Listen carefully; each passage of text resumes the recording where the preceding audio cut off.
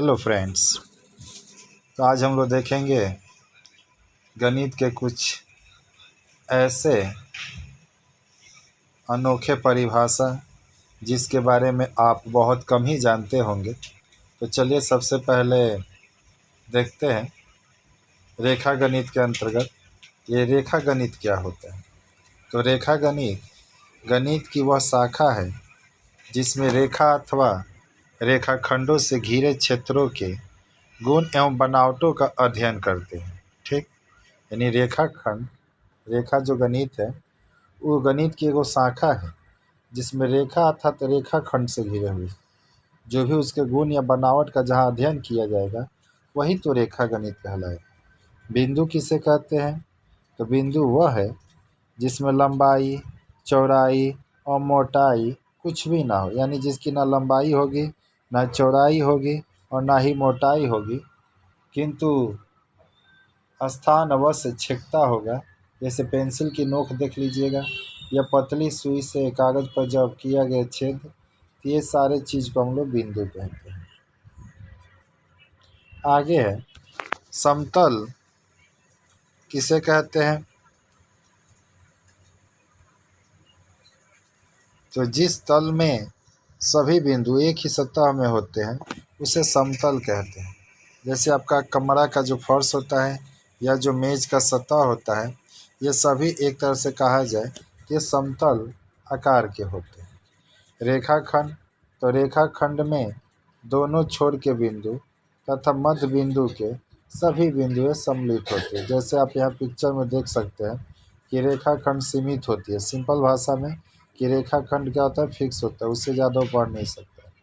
जबकि वहीं रेखा के बारे में आप देखिएगा, यदि रेखाखंड के दोनों ओर अगर तीर का निशान लगा हो तो रेखा का जो रूप हो जाता है वह दोनों ओर असीमित हो जाते हैं, यानी कितनों भी असीमित, यानी और भी बढ़ सकते हैं, तीर और आगे जा सकते हैं।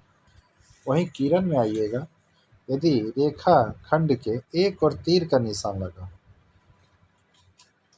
तो समझिए कि वह किरण हो जाता है, यानी उस साइड और बढ़ सकते हैं। जैसे यहाँ पर आप बी में देख सकते हैं। कोण किसे कहते हैं?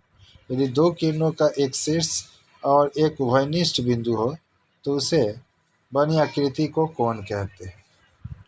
यहाँ पर 8 नंबर कोण 5 प्रकार के दिया गया है। समकोण जिसका मान 90 डिग्री से कम हो, पिक्चर में देख सकते, सॉरी, समकोण जिसका मान 90 डिग्री का होता है उसे समकोण कहते हैं। अधिकांश हम लोग पहले न्यूनकोण के बारे में पढ़ते हैं, ठीक है, यहाँ समकोण आगे है। फिर उसके बाद न्यून कोण, जिस कोण का मान 90 डिग्री से कम हो उसे न्यून कोण, 90 से कम होगा तो न्यून कोण, 90 का होगा तो समकोण, और जैसे ही 90 से अधिक होगा और 180 से कम होगा तो ऐसे कोण को हम लोग अधिक कोण कहते हैं। यहाँ पर एक रिजु कोण भी है, यानी जिस कोण का मान 180 के बराबर, जिसको हम लोग सरल कोण कहते हैं, उसे रिजु कोण या सरल कोण कहते हैं।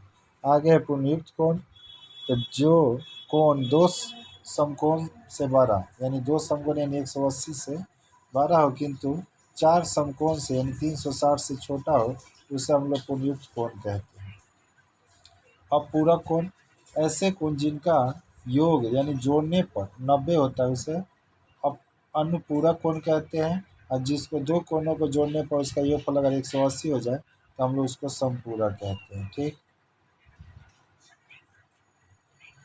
आगे देखिएगा, यहाँ त्रिभुज के बारे में दिया गया कि 3 रेखाखंड से घिरे क्षेत्र को एक तरह से कहा जाए तो त्रिभुज कहा जाता है।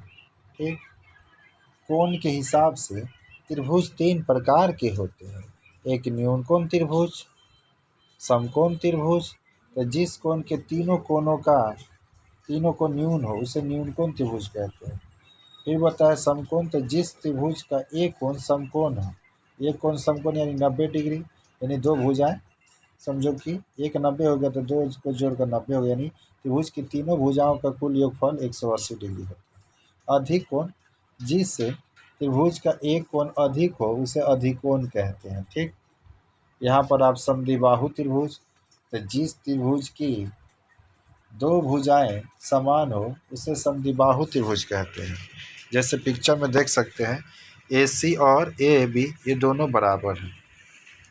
उसके बाद समबाहु, तो जिस त्रिभुज की सभी भुजाएं बराबर हो, जैसे AB, BC और AC, उसे हम लोग समबाहु कहते हैं।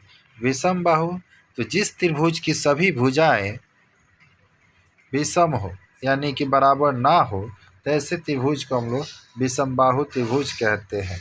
तो इस वीडियो में इतना ही, फिर मिलते हैं अगले वीडियो में। तब तक के लिए जय हिंद, जय भारत, वंदे मातरम।